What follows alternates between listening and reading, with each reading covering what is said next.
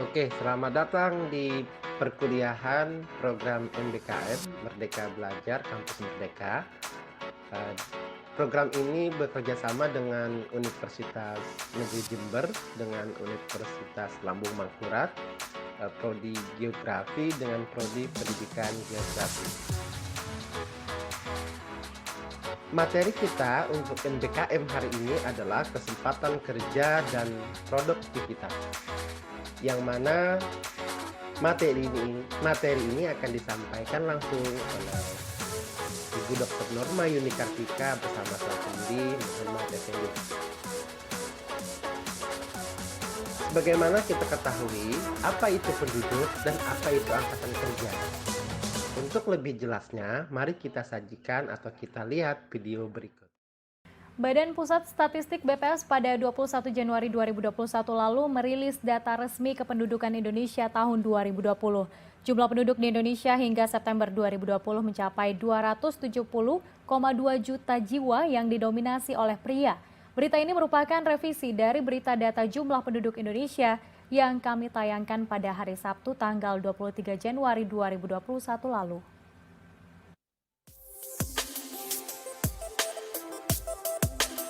Hasil sensus penduduk 2020 yang dikeluarkan oleh Badan Pusat Statistik atau BPS menunjukkan laju pertumbuhan penduduk di Indonesia melambat.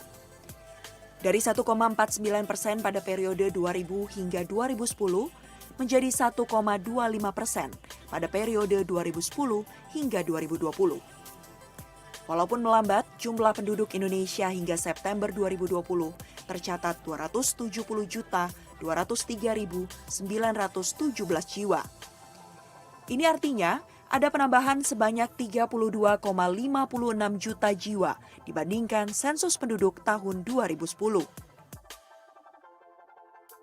Dengan luas daratan Indonesia sebesar 1,9 juta kilometer persegi, maka kepadatan penduduk Indonesia sebanyak 141 jiwa per kilometer persegi.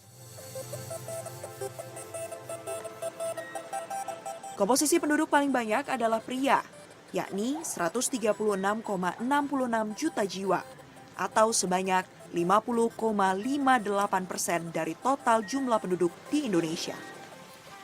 Sementara wanita, 133,54 juta jiwa, atau jika dilihat dari rasio jenis kelamin, terdapat 102 penduduk pria untuk setiap 100 penduduk wanita.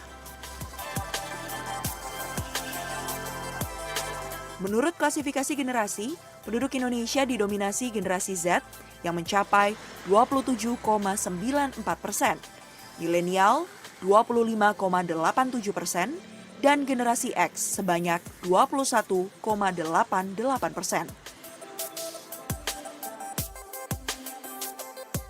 Sementara berdasarkan sebaran penduduk Indonesia menurut wilayah, masih terkonsentrasi di Pulau Jawa yang dihuni 151,9 juta jiwa atau sebanyak 56,1%.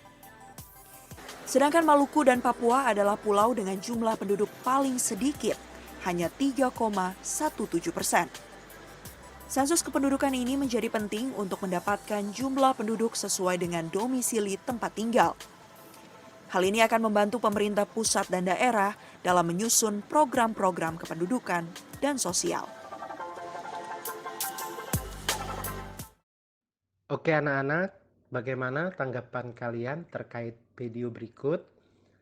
Sebagaimana di tangkapan video tadi dijelaskan bahwa generasi Z adalah mayoritas yang menghuni atau yang berada di Indonesia, apalagi Indonesia yang sangat luas. Nah, jadi kalian termasuk generasi yang mana? Apakah generasi Z, generasi milenial, atau generasi X?